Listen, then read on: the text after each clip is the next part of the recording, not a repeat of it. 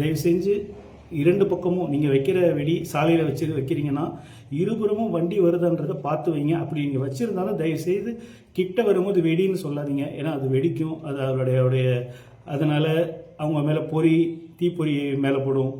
So வெடி வச்சுருந்தீங்கன்னா முன்கூட்டியே வெடி வச்சுருக்கோன்றத சைகையிலையாவது அவங்கள்ட்ட காமிங்க. கிட்ட வந்தேன்னு சொல்லாதீங்க யார்கிட்டையும் வெடி வச்சுருக்குன்னு சொல்லி.